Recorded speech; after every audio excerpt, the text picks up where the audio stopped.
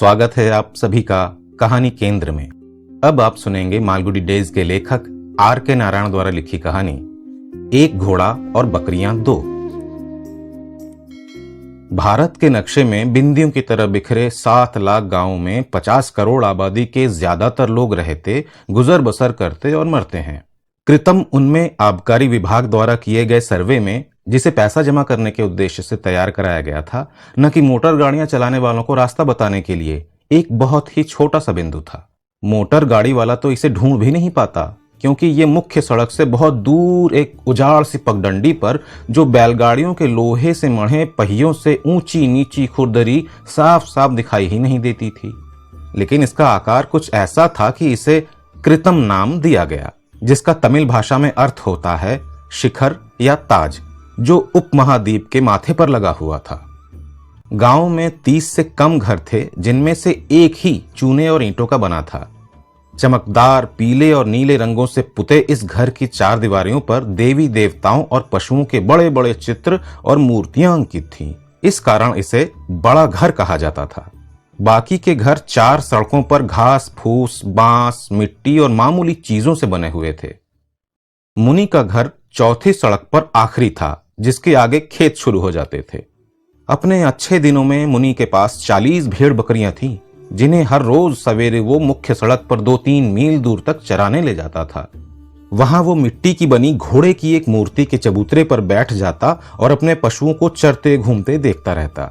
उसके हाथ में एक लंबे बांस में लगा एक कटिया सा था, जिससे वो इधर उधर बिखरी घास को इकट्ठा करके उनके सामने खाने के लिए जमा कर देता, और इसी से लकड़ी वगैरह इकट्ठी करके आग जलाने के लिए घर ले जाता।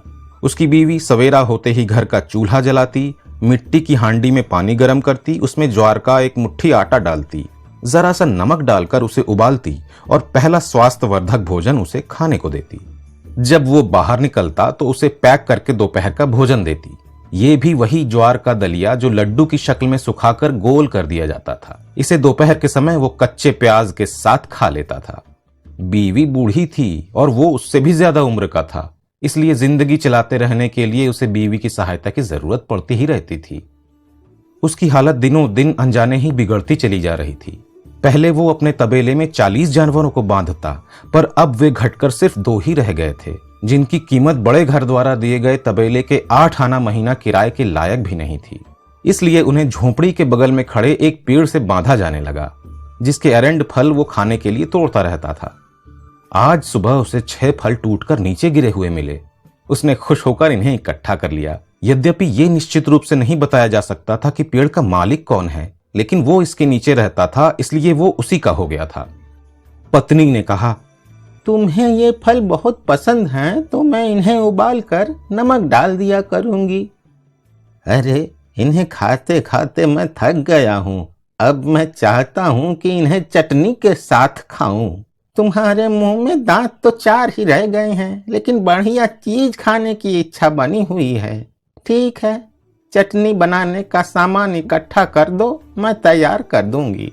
हो सकता है अगले साल तुम जिंदा ही ना रहो और कुछ मांग ही ना पाओ, लेकिन सब चीजें लाकर दो, कुछ जौ ज्वार का चावल भी, और मैं तुम्हारी ये गलत इच्छा भी पूरी कर दूंगी। आज स्टोर में कुछ भी नहीं है।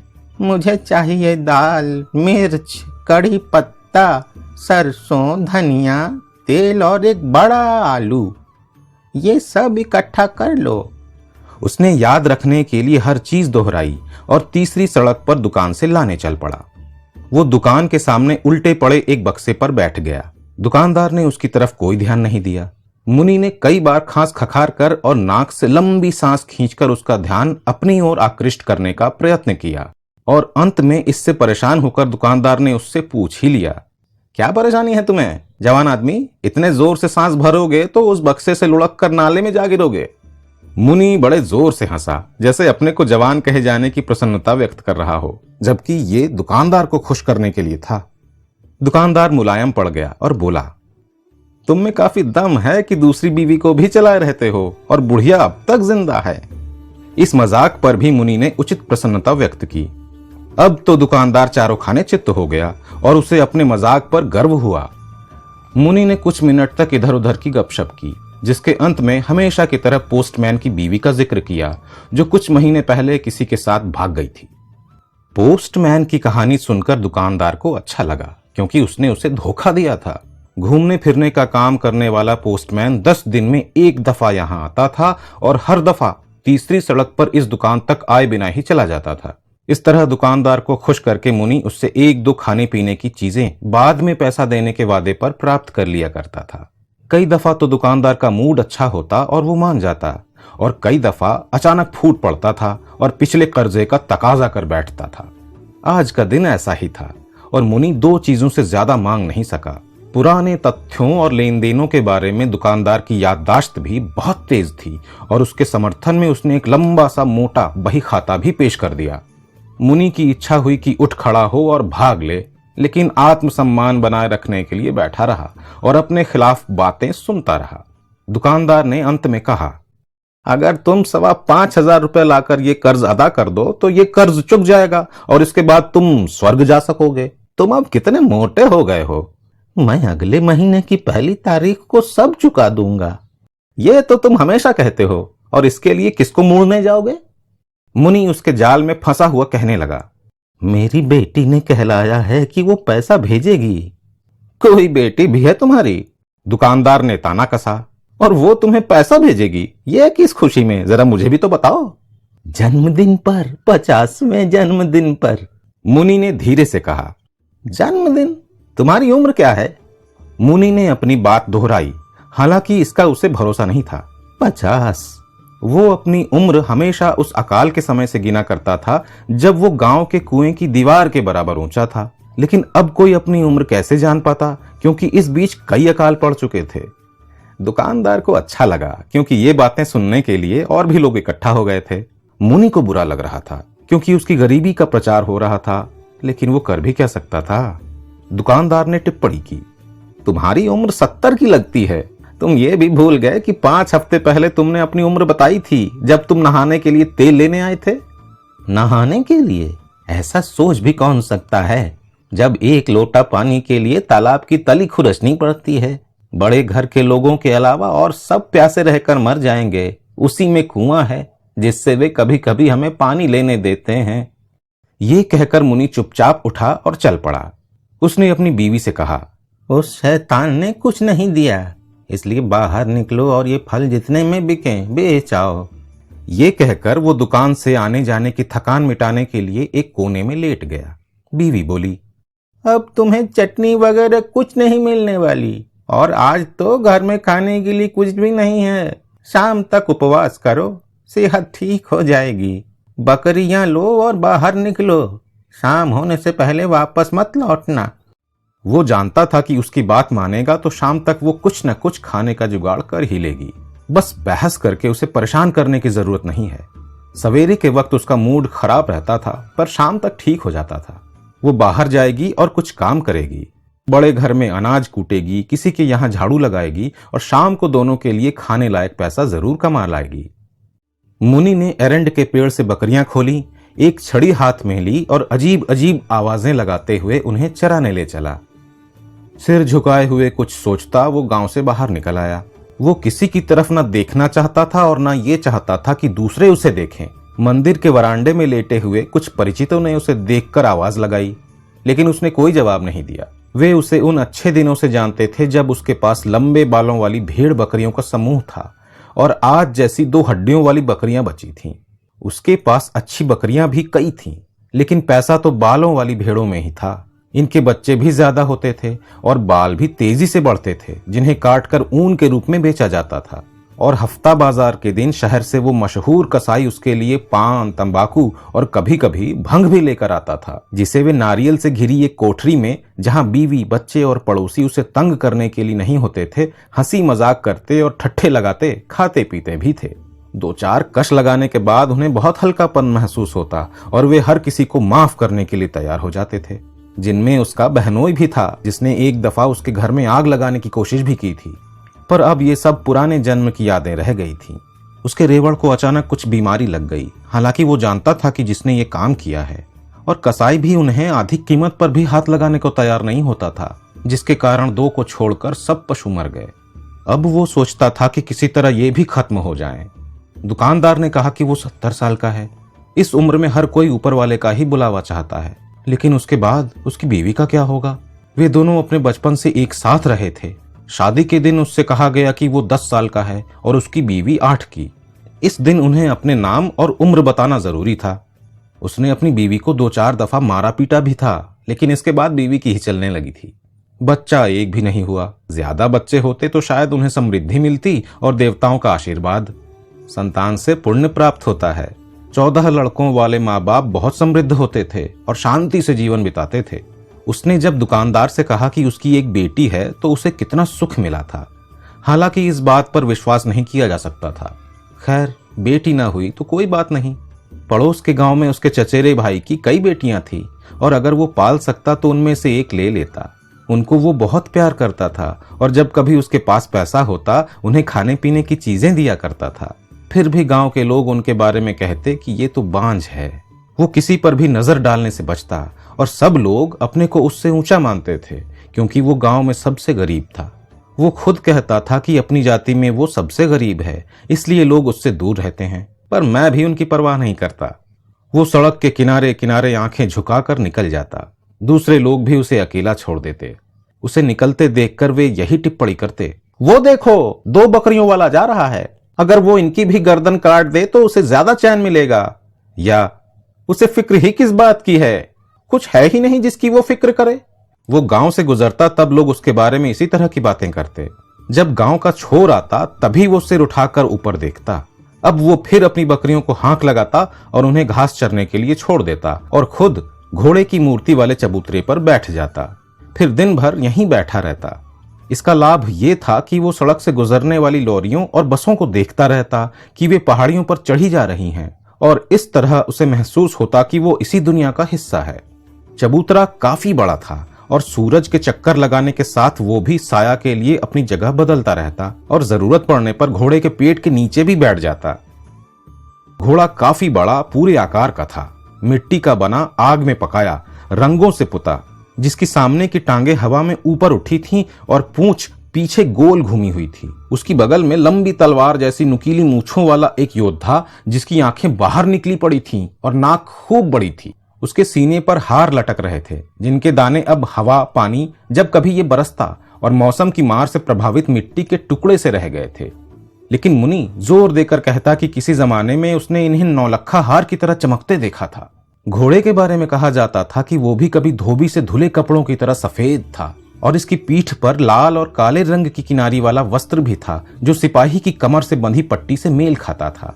लेकिन गांव के लोग इस पर नजर नहीं डालते थे और इसके अस्तित्व से भी बेखबर थे। मुनि भी, जो इसी के नीचे घंटों बिताता, ऊपर आंखें नहीं उठाता था। गांव के शैतान लड़कों से भी ये सुरक्षित था जो पेड़ के तनों को चाकू से खुरच कर और घरों की दीवारों पर गंदी बातें लिखते घूमते रहते थे। किसी समय ये घोड़ा गांव के ज्यादा नजदीक था जब यही उसकी सीमा थी, लेकिन जब ये सड़क बनाई गई या जब तालाब और कुओं का पानी पूरी तरह सूख गया तब गांव यहां से 2 मील भीतर सरक गया। मुनि मूर्ति के पैरों तले बैठा ऊजड़ और कैक्टस की कटीली झाड़ियों में अपनी बकरियों को ढूंढ ढूंढ कर घास चरते देखता रहा। उसने सूरज की तरफ नजर डाली तो वो पश्चिम की तरफ झुकने तो लगा था, लेकिन अभी घर लौटने का समय नहीं हुआ था। अगर वो जल्दी पहुंच जाता तो उसे खाने के लिए कुछ न मिलता। उसे अपना गुस्सा शांत करने और सहानुभूति पैदा करने के लिए समय दिया जाना भी जरूरी था, तभी वो कुछ काम करके खाना बना सकती है। समय की सूचना पाने के लिए वो सड़क की तरफ देखता रहा। सामने के मोड़ पर जब हरी बस आएगी तब उसके जाने का वक्त होगा और उसकी पत्नी को भी खुशी होगी कि उसने बकरियों को देर तक चरने दिया। तभी उसने देखा कि एक नए किस्म की गाड़ी सामने से आ रही है। उसकी चाल बहुत तेज थी। ये गाड़ी मोटर कार भी लग रही थी और बस भी। नई तरह के दृश्य उसे अच्छे लगते थे, लेकिन पिछले कुछ दिनों से सड़क पर काम चल रहा था और पहाड़ पर नदी के मुहाने पर खुदाई की जा रही थी, जिसके कारण तरह तरह के लोग और चीजें वहां से गुजर रही थीं। वो इनको देखता और शाम को घर लौटने पर पत्नी को बताता। आज जब उसे ये पीले रंग की गाड़ी आती हुई दिखाई दी तब वो सोचने लगा कि पत्नी से इसका वर्णन किस प्रकार करेगा कि तभी गाड़ी फटाफट उसके ही सामने आकर रुक गई। लाल चेहरे वाला एक विदेशी गाड़ी चला रहा था। वो उतरा और गाड़ी के चारों तरफ घूम घूम कर उसे देखने लगा। कुछ देर बाद उसने मुनि की तरफ नजर डाली और उसकी तरफ आने लगा। उसने अंग्रेजी में पूछा, माफ कीजिए, यहाँ आसपास कोई गैस स्टेशन है या मुझे अगली गाड़ी के आने तक इंतजार करना पड़ेगा? फिर अचानक उसने मिट्टी के घोड़े को देखा तो एकदम बोल पड़ा, वाह कितना शानदार है। मुनि को लगा कि उसे उठ बैठना चाहिए और यहां से भाग जाना चाहिए, लेकिन उसकी उम्र 70 की थी और वो एकदम अपना बदन सीधा नहीं कर सकता था और भाग भी नहीं सकता था। हालांकि कुछ साल पहले वो चीते को भी पछाड़ सकता था, जो एक बार हुआ भी था। वो जलाने की लकड़ी काटने जंगल में गया और चीते ने उसकी 2 भेड़ों को मार डाला था। आज ये सूचना थी कि बुरा वक्त आ गया है। वो अपनी जगह से उठ भी नहीं पा रहा था और फिर बकरियों की भी समस्या थी, जिन्हें वो पीछे छोड़ नहीं सकता था। लाल मुंह वाला आदमी खाकी कपड़े पहने था, यानी वो सिपाही था या सैनिक। मुनि ने सोचा कि अगर मैं भागा तो या तो ये मेरा पीछा करेगा या मुझे गोली मार देगा। कुछ कुत्ते भागने वालों का ही पीछा करते हैं। शिव जी मेरी रक्षा करो, पता नहीं ये ललमुहा मेरा पीछा क्यों कर रहा है। इसी बीच विदेशी ने फिर जोर से कहा, वाह शानदार, और अपना सिर भी हिलाया। फिर घोड़े को देखते हुए उसके चक्कर लगाने लगा। मुनि थोड़ी देर तक जड़ बना वहीं खड़ा रहा, फिर वहां से खिसकने का जुगाड़ करने लगा। तभी विदेशी ने अपने हाथ जोड़े और कहा, नमस्ते, आप कैसे हैं? ये सुनकर मुनि ठिठका और जितनी अंग्रेजी उसे आती थी वो बोल पड़ा, यस नो। इसके बाद उसने तमिल में कहना शुरू किया, मेरा नाम मुनि है, ये दोनों बकरियां मेरी हैं और ये बात सही भी है। हालांकि हमारे गांव में बुरा चाहने वालों की कमी नहीं है, जो ये कह सकते हैं कि आपकी चीज आपकी नहीं है। ये कहते हुए उसने अपनी आंखें घुमाई और गांव के बुरे स्त्री पुरुषों के प्रति अपना भाव व्यक्त किया। विदेशी ने बकरियों की तरफ इशारा किए जाने के कारण उस तरफ नजर डाली। कुछ देर उधर देखता रहा, फिर जेब में हाथ डालकर चांदी का अपना सिगरेट का डिब्बा निकाला और एक सिगरेट सुलगाई। फिर अचानक उसे व्यवहार की याद आई और वो पूछने लगा, आप पिएंगे? मुनि ने जवाब दिया, यस नो। ये सुनकर गोरे ने एक सिगरेट निकालकर उसकी तरफ बढ़ाई। मुनि ने ताज्जुब करते हुए उसे ले लिया, क्योंकि अब तक उसे किसी ने कुछ नहीं दिया था। तंबाकू खाए भी उसे कई साल गुजर गए थे। भेड़ों के साथ कसाई से बातें करते भंग पीने के दिन भी बहुत पीछे रह गए थे। आजकल तो उसे दिया सलाई भी नसीब नहीं होती थी, भंग वगैरह तो दूर की बात थी। उसकी बीवी किसी के घर जाकर आग मांग लाती थी। वो हमेशा सिगरेट पीना चाहता था पर मिलती ही नहीं थी। एक दिन दुकानदार ने जरूर उधार के तौर पर एक दी थी और उसे अब तक याद है कि उसका स्वाद कितना अच्छा था।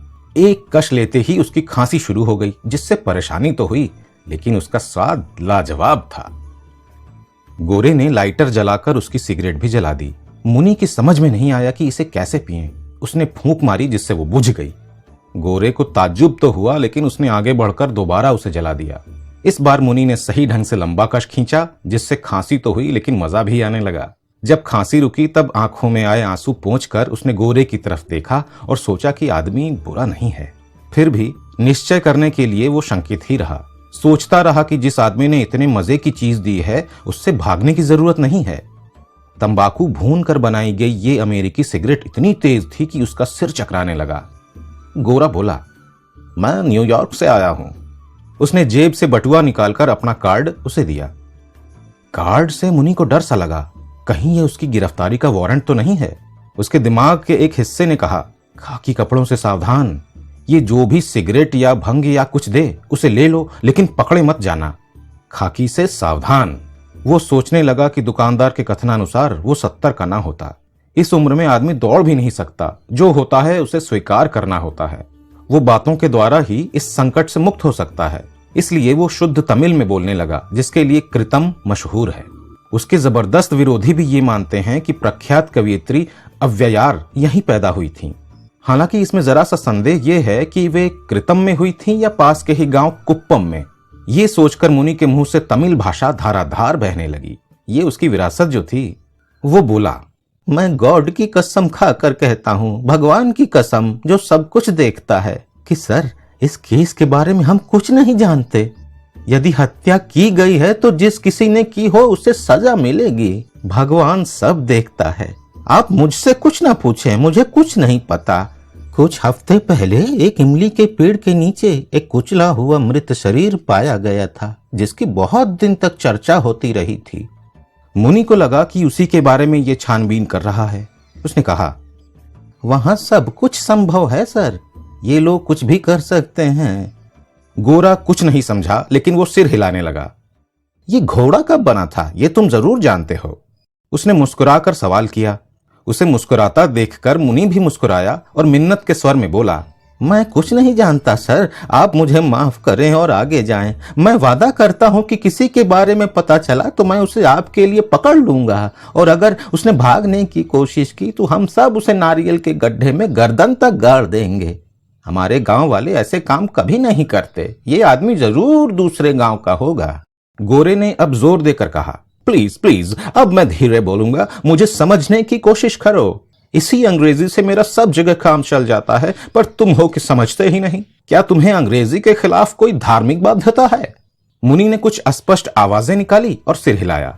इससे उत्साहित होकर अंग्रेज ने बहुत धीरे धीरे स्पष्ट शब्दों में बोलना शुरू किया। फिर वो बूढ़े के बगल में आकर बैठ गया और कहने लगा, देखो, पिछले अगस्त शायद अब तक की सबसे ज्यादा गर्मी पड़ी थी और मैं एम्पायर स्टेट बिल्डिंग की 40वीं मंजिल पर एक बिना बाहों की कमीज पहने अपने दफ्तर में काम कर रहा था। तभी बिजली फेल हो गई और 4 घंटे मुझे इसी में तपना पड़ा। न कोई एयर कंडीशन था न कुछ और। ट्रेन में सारे रास्ते में सोचता रहा और जैसे ही मैं कनेक्टिकट में अपने घर पहुंचा, अपनी बीवी रूथ से मैंने कहा, इन सर्दियों में हम हिंदुस्तान जाएंगे, हमें दूसरी सभ्यताओं को भी देखना समझना चाहिए। दूसरे ही दिन उसने ट्रैवल एजेंट को बुलाया और इंतजाम करने को कहा। इस तरह हम अब यहां हैं। रूथ भी मेरे साथ आई, लेकिन वो श्रीनगर में ही रुक गई और मैं घूमता फिर रहा हूं। मुनि ने ध्यान से उसका भाषण सुना और कुछ सोचने लगा। फिर अंग्रेजी में बोला, यस नो, और इसके बाद तमिल में कहने लगा, जब मैं इतना बड़ा था, उसने पैर उठाकर 1 फीट का इशारा किया, तब मेरे चाचा ने कहा था।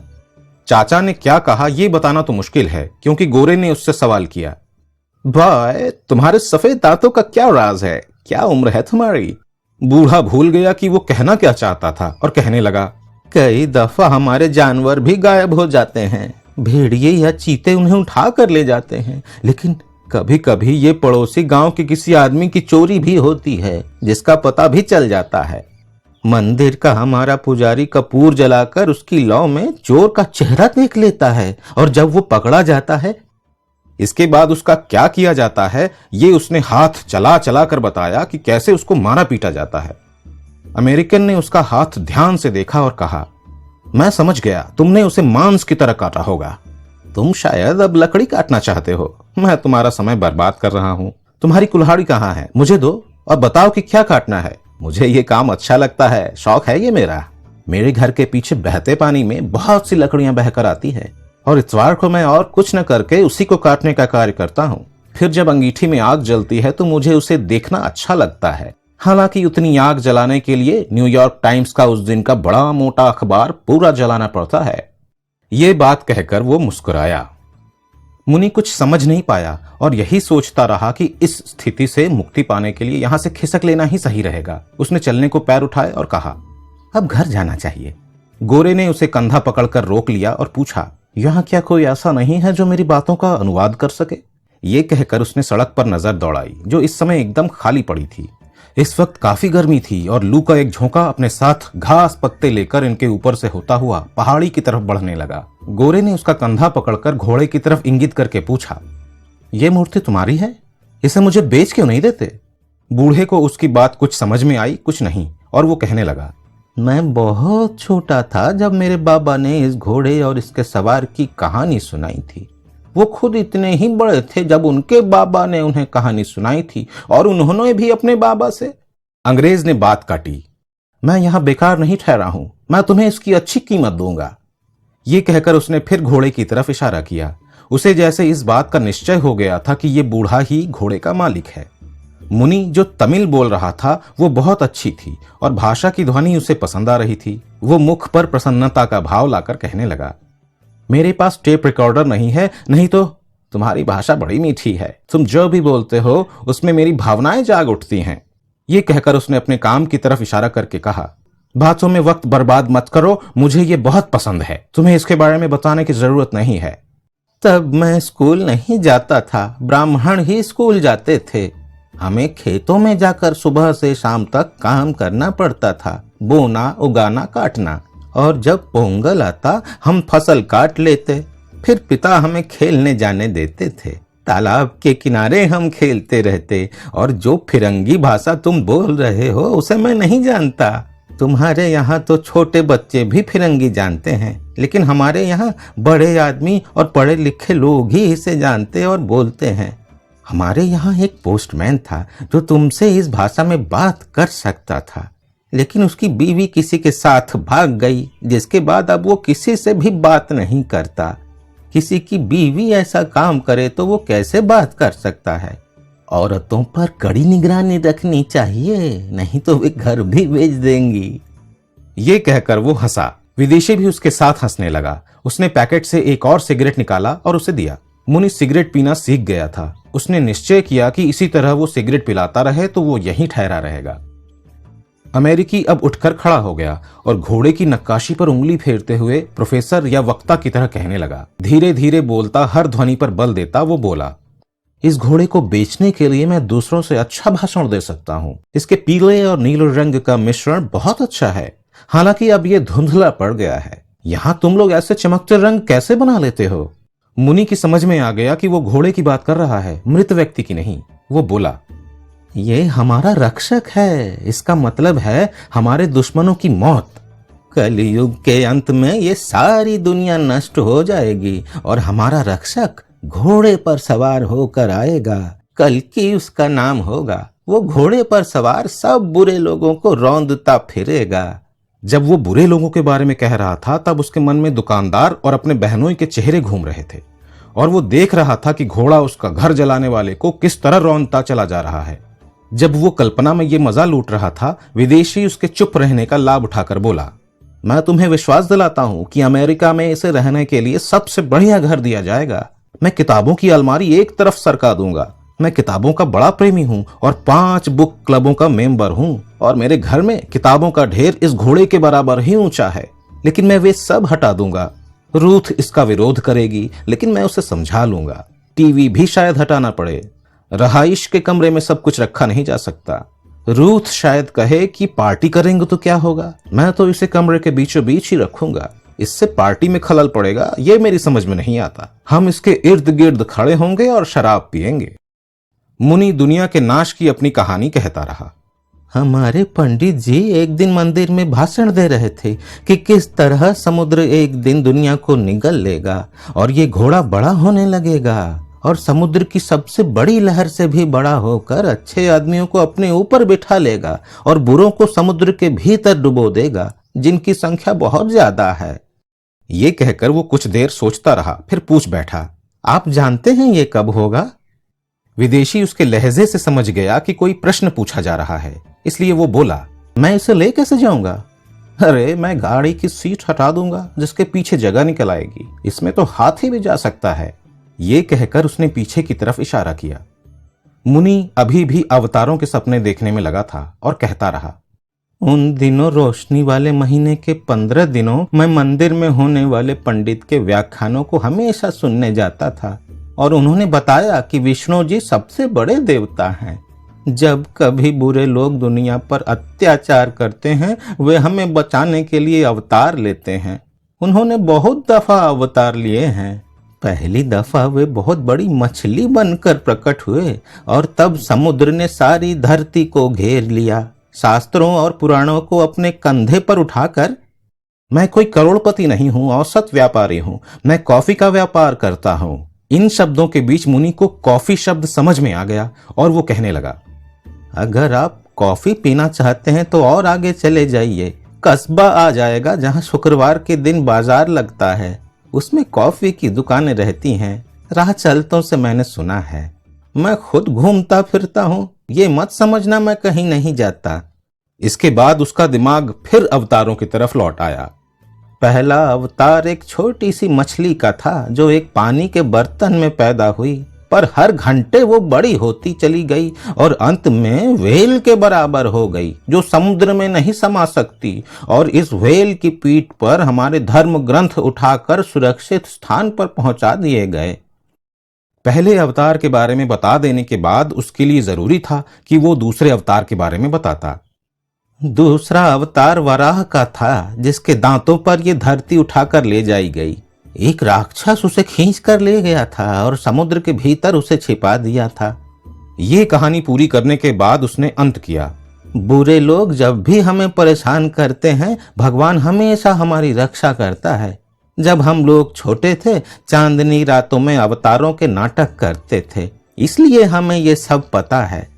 सारी रात हम ये नाटक करते और सूरज निकलने पर खत्म करते। कभी कभी यूरोपियन कलेक्टर भी इन्हें देखने आता और अपनी कुर्सी लाकर उस पर बैठता था। मेरी आवाज अच्छी थी, इसलिए मुझसे गाने गवाए जाते और औरतों का रोल दिया जाता था। मैं हमेशा लक्ष्मी माता का रोल करता और मुझे अच्छे कपड़े पहनाकर सिर पर मुकुट लगा दिया जाता था। मेरे लिए साड़ी बड़े घर से लाई जाती थी। विदेशी बोला, मैं बताता हूं कि मैं अमीर नहीं हूं, मेरा व्यापार भी औसत किस्म का है। बात यह है कि टीवी पर महीने भर में 60 मिनट से ज्यादा का समय नहीं मिलता, यानी हर दिन सिर्फ 2 मिनट। हो सकता है कुछ समय बाद हम पूरे घंटे का प्रोग्राम कर सकें, बशर्ते हमारी बिक्री भी बढ़ती चली जाए। मुनि नाटक वाले दिनों की यादों में मस्त हो रहा था और वो बताने ही जा रहा था कि किस तरह वो साड़ी पहनता और हीरे के बूंदे पहनता कि गोरा कहे उठा। अच्छा ये बताओ कि तुम घोड़े के लिए 100 रुपए ले लोगे? मैं तो मूंछों वाले सिपाही को भी ले जाना चाहता हूं, पर उसके लिए इस साल जगह नहीं होगी। मुझे हवाई जहाज का टिकट वापस करके जहाज लेना पड़ेगा। रूथ तो हवाई जहाज से जा सकती है, लेकिन मुझे घोड़ा अपने साथ केबिन में रख कर ले जाना पड़ेगा। ये कहकर वो हंसा और कल्पना करने लगा कि किस तरह घोड़े को अपने साथ लिए सफर कर रहा है। फिर बोला, इसे चारों तरफ से पैड लगाकर बांधना पड़ेगा जिससे ये टूट न जाए। जब रामायण खेलते थे तब मुझे सीता बनाया जाता था, मुनि कह रहा था। एक गुरुजी आए और उन्होंने हमें गाने सिखाए। हमने उन्हें 50 रुपए दिए थे। वो खुद राम बना था जिसने 10 सिर वाले रावण का नाश कर दिया था। आपको रामायण की कहानी मालूम है? मेरी गाड़ी स्टेशन वैगन है, तुम देख रहे हो। तुम जरा सा हाथ लगवा दो तो मैं उसकी सीट पीछे सरका दूंगा, जिससे घोड़े के लिए जगह बन जाएगी। आपने महाभारत के बारे में सुना है? वे विष्णु जी के 8वें अवतार थे जो 5 भाइयों को उनका राज्य दिलवाने में सहायता करने के लिए पैदा हुए थे। कृष्ण जी जब बच्चे थे तब वे सैकड़ों सिर वाले सांप के ऊपर खड़े होकर नाचे थे और उन्हें दबाकर मार दिया था। उन्होंने पूतना राक्षसी के बहुत बड़े स्तनों को चूसकर एकदम बेकार कर दिया था। ये स्तन पहाड़ों से भी बड़े थे। ये कहकर उसने हाथ फैलाकर 2 पहाड़ों का आकार जताया। अजनबी ये देखकर चकित रह गया। वो इसका अर्थ समझ नहीं रहा था। पहली दफा उसने कहा, तुम्हारा उत्तर मेरी समझ में नहीं आया। बात यह है कि तुम्हारा उत्तर जानना बहुत जरूरी है। हम व्यापार की बातें कर रहे हैं, इसलिए। जब 10वां अवतार होगा मैं और आप तब कहाँ होंगे, ये आप जानते हैं? बूढ़े ने पूछा। मेरी मदद करो तो मैं घोड़े के जोड़ों से सीमेंट हटाकर इसे ऊपर उठाऊं। बात तय हो जाए तो हम जो चाहे कर सकते हैं। इस स्थिति में एक दूसरे का भाषाई रहस्य पूरा हो गया और शब्दों का अर्थ समझने की आवश्यकता ही नहीं रही। बूढ़े ने बातचीत के लाभ तथा हानि दोनों पक्षों का संतुलन बनाने की आवश्यकता भी खत्म कर दी और लाभ में रहने के लिए तेजी से बोलना जारी रखा। वो बोला, मैं समझता हूं मान्य महोदय कि ईश्वर ने आपको अनेक संतानें दी होंगी। ये मैं इसलिए कहता हूं कि आप मुझे अच्छे आदमी लगते हैं जो एक बूढ़े के साथ बातचीत करने से गुरेज नहीं करते, जबकि सारा दिन मुझसे कोई बात ही नहीं करता सिवाय उसके जिसे मुझसे तंबाकू मांगनी होती है। लेकिन मेरे पास वो भी नहीं होता क्योंकि तंबाकू अब वैसी नहीं होती जैसे पहले होती थी और मैंने तंबाकू खाना बंद कर दिया है। अब मैं उसे खरीद नहीं सकता। भाषण में उसकी रुचि देखकर वो पूछ बैठा, आपके कितने बच्चे हैं? और हाथों से इशारे करके उसे समझाने की कोशिश की। गोरा समझ गया कि कोई प्रश्न पूछा जा रहा है, इसलिए उसने उत्तर दिया, ये 100 हैं। इससे उत्साहित होकर बूढ़े ने आगे प्रश्न किया, आपके बच्चों में कितने लड़के हैं और कितनी लड़कियां? और ये सब कहाँ हैं? लड़की की शादी हो गई है? क्या आपके मुल्क में भी दामाद की तलाश कर पाना कठिन होता है? इन सवालों के जवाब में गोरे ने जेब में हाथ डाला और बटुआ निकालकर बाजार के अच्छे समय का तुरंत लाभ उठाना चाहा। उसने 100 रुपए का नोट निकाला और उसे लहराते हुए कहा, ये रहा मेरा मतलब। बूढ़े को महसूस हुआ कि बातचीत में कुछ आर्थिक पहलू भी शामिल हो गया है। उसने नोट को ध्यान से देखा क्योंकि इससे पहले उसने ये कभी नहीं देखा था। वो सिर्फ रंग से 5 और 10 के नोट जानता था। हालांकि ये हमेशा उसने दूसरों के हाथों में ही देखे थे क्योंकि उसकी आमदनी तांबे और निकल के सिक्कों में ही होती थी। ये आदमी नोट लहरा क्यों रहा है? शायद तुड़वाना चाहता हो। उसे ये सोचकर हंसी आने लगी कि कोई आदमी 1000 या 10,000 का नोट तोड़वाने उसके पास आए। उसने दांत निकाल कर कहा, इसके लिए गांव के मुखिया के पास जाइए, वो लेन देन का काम भी करता है और आप चाहें तो 1,00,000 रुपए भी सोने के सिक्कों में दे सकता है। वो सोचता है कि किसी को पता नहीं, पर उसके पूजा के कमरे की खुदाई कीजिए और उसमें रखा धन देखकर आपकी आंखें फट जाएंगी। पर लोगों को धोखा देने के लिए वो फटे पुराने कपड़े पहनता है। आपको ही उससे बात करनी होगी, क्योंकि मुझे देखकर तो वो पागल हो उठता है। कोई उसके कद्दू चुरा ले गया, लेकिन वो समझता है कि मैंने और मेरी बकरियों ने ये काम किया था, इसलिए मैं अपनी बकरियों को उसके खेतों के पास फटकने भी नहीं देता। ये कहकर उसने अपनी बकरियों पर नजर डाली, जो सूखी पहाड़ियों की धरती से हरी घास ढूंढ पाने में जी जान से लगी हुई थी। विदेशी ने भी बकरियों पर नजर डाली, क्योंकि उसने सोचा कि इनमें रुचि लेने से उसे प्रसन्नता होगी। वो उठा और बकरियों के पास जाकर उन्हें छूने और सहलाने लगा। अब बूढ़े पर सच्चाई उजागर होने लगी। उसका जीवन भर का सपना पूरा होने जा रहा था। वो सोचने लगा कि ये आदमी उसकी बकरियां खरीदना चाहता है। उसने इन्हें बड़े लाड़ प्यार से इसलिए पाला था कि कोई इन्हें खरीद लेगा और उस पैसे से वो उसी जगह एक छोटी सी दुकान खोल लेगा। यहीं बैठा वो अक्सर सोचता रहता था कि उसकी छत वो कैसी बनाएगा। नीचे जमीन पर एक बोरा बिछाएगा और उस पर रास्ते से गुजरने वाले लोगों की भूख प्यास मिटाने के लिए भुनी हुई मूंगफली, रंग बिरंगी मीठी गोलियां और हरे ताजे नारियल रखकर बेचेगा। ये सड़क कई दफा बड़ी भीड़ भाड़ वाली हो जाती थी। उसके जानवर नुमाइश में रखने लायक तो नहीं थे, लेकिन वो अपनी आमदनी का कुछ हिस्सा अक्सर उन्हें अच्छी चीजें खिलाने में भी खर्च करता था, जिसके कारण उनमें कुछ रौनक जरूर पैदा हो गई थी। वो यही सब सोच रहा था कि अंग्रेज ने 10-10 रुपए के 10 नोट उसके हाथ में पकड़ा दिए और बोला, ये सब तुम्हारे लिए हैं, अगर कोई साझेदार हो तो उसके लिए भी। बूढ़े ने स्टेशन वैगन की तरफ इशारा करके पूछा, इन्हें इसमें ही ले जाओगे? हाँ हाँ, इसी में ले जाऊंगा। विदेशी कुछ कुछ समझकर बोला।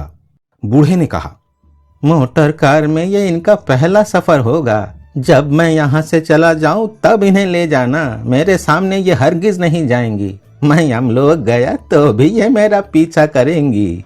इस मजाक पर खुद हंसा, अपने दोनों हाथ जोड़कर नमस्कार किया और पीछे लौटकर चल पड़ा। बड़ी तेजी से वो उनकी आंखों से ओझल हो गया। गोरे ने घास चरती बकरियों पर नजर डाली। फिर उसने चबूतरे पर खड़े घोड़े को देखा, जो शांति से रोशनी में चमकता खड़ा था। अब मदद के लिए किसी को लाना होगा। बैठकर वो इंतजार करने लगा। कुछ देर बाद एक ट्रक नीचे आया तो उसे रोका और घोड़ा वहां से उखाड़ने के लिए 2 मजदूरों को साथ लिया। उनकी सहायता से घोड़ा गाड़ी में रखवाया, उन्हें 5-5 हजार रुपए दिए। इसके बाद ट्रक से गैस निकालकर वैगन में डाली, इसके भी पैसे दिए और गाड़ी चल पड़ी। मुनि धोती के छोर में नोट बंद करके तेजी से घर वापस आया। उसने चुपचाप सड़क का दरवाजा बंद किया और धीरे से पत्नी के सामने आ खड़ा हुआ, जो बैठी सोच रही थी कि खाने का बंदोबस्त किस प्रकार करे। मुनि ने पैसा उसे दिखाया। उसने झटपट नोट अपने हाथ में लिए और चूल्हे की आग की रोशनी में उन्हें गिना। फिर चीख कर बोली, 100 रुपए? इतने कहां से आए? चोरी तो नहीं की? मैंने अंग्रेज को बकरियां बेच दी। वो उनके लिए पागल हो रहा था, उन्हें गाड़ी में बिठाकर चला गया। ये पैसा मुझे दे गया। उसकी बात पूरी भी नहीं हुई थी कि बाहर बकरियों की आवाज सुनाई दी। पत्नी ने दरवाजा खोला तो दोनों सामने खड़ी थीं। ये क्या? इसका क्या मतलब है? बूढ़े ने गुस्से में भरकर एक बकरी को पकड़ लिया और चीखा, वो आदमी कहाँ गया? तुम नहीं जानती कि अब तुम उनकी हो? तुम वापस क्यों आई? बकरियां उसकी पकड़ से छूटने की कोशिश करती रहीं। बीवी ने घूर कर देखा और कहा, अगर चोरी की है तो पुलिस आकर तुम्हारी हड्डी पसली तोड़ देगी। इसमें मैं शामिल नहीं हूं। मैं अपने घर चली जाऊंगी।